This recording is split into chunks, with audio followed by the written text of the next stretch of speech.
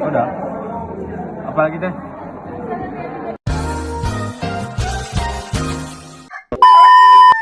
Oke guys, kita dari kelompok 4B. Di sini ada Fatma, Jaskia, Naila, Iksan, Amjah, Sani, dan Indra. Oke guys, jadi pada kegiatan kali ini kita akan praktik tentang anatomi ayam.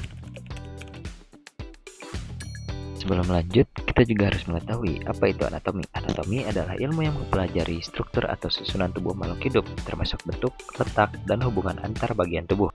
Lalu, apa perbedaan anatomi ayam dengan hewan ternak lain? Perbedaan anatomi ayam dengan hewan ternak lain seperti itik atau mamalia terletak pada struktur khusus unggas seperti mempunyai bulu, jengger, dan masih banyak yang lainnya. Selanjutnya kita akan mempelajari tentang anatomi pada luar ayam. Pada bagian kepala ayam betina terdapat jengger atau comb, paruh atau beak, whorl atau lambir, ada hackle, back, tail feathers, fluff, hock joint, shank, claw, dan toes.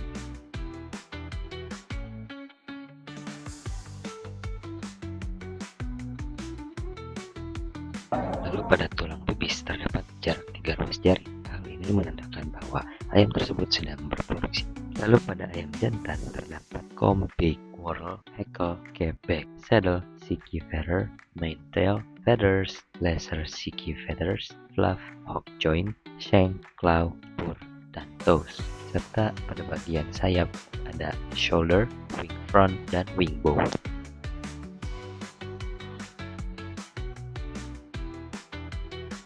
Lalu ada detail kepala pada ayam betina. Yang pertama itu ada point, serration, blade, ear, earlobe, whorl, beak, dan eye ring.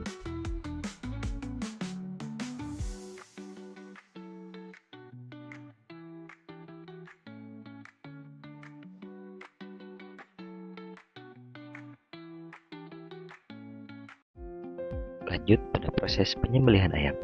Pastikan pada proses penyembelihan 3 saluran utama harus terputus. Yang pertama ada saluran pernapasan atau trakea, saluran makanan atau esofagus, dan pembuluh darah utama atau arteri karotis dan vena jugularis.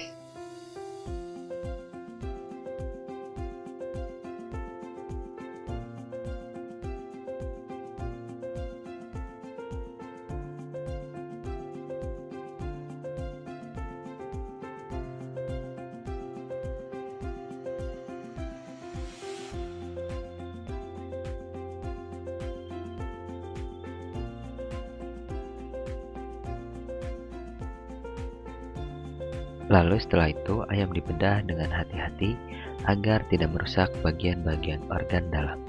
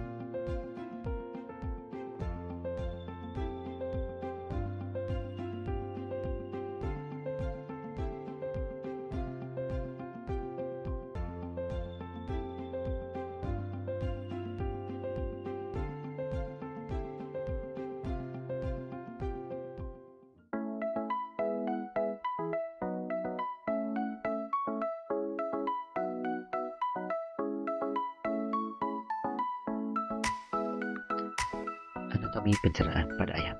Pertama-tama, kita mulai dari mulut. Makanan langsung ditelan karena ayam tidak mempunyai gigi. Terus, turun ke esofagus, jalan ayam menuju perut. Sebelum masuk ke perut, makanan singgah di crop atau tembolok, semacam tas penyimpan yang merendam makanan menjadi lembek. Terus masuk ke vermiculus, perut pertama yang mengeluarkan asam lambung untuk mulai mencerna protein. Selanjutnya ke ventriculus atau empedal, perut sejati dengan otot super kuat yang menggiling makanan sampai halus. Inilah kenapa ayam sering makan pasir atau kerikil. Makanan yang sudah lembek masuk ke usus halus yang panjang banget. Di sini, nutrisi diserap oleh tubuh dengan bantuan enzim dari hati dan pankreas. Sisa makanan yang belum terserap masuk ke caecum, terus ke kolon yang menyerap air, dan akhirnya sampai ke kloaka, tempat keluarnya kotoran dan urin. Selanjutnya yaitu anatomi reproduksi pada betina. Semuanya dimulai dari ovarium, tempat ribuan telur disimpan. Setiap hari, satu telur matang dilepas dalam proses yang disebut ovulasi.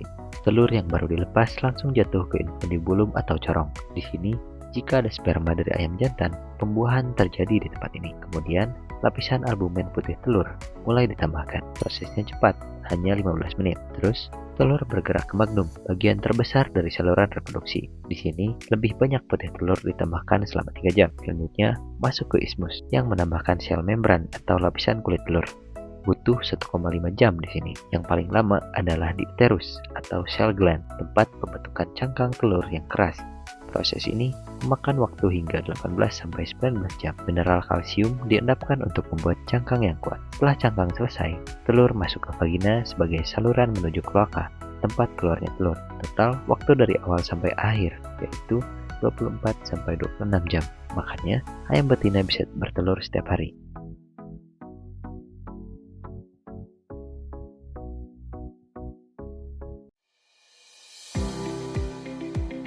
Lalu, anatomi reproduksi pada jantan dimulai dari 2 organ besar bernama testis yang terletak di dalam perut ayam.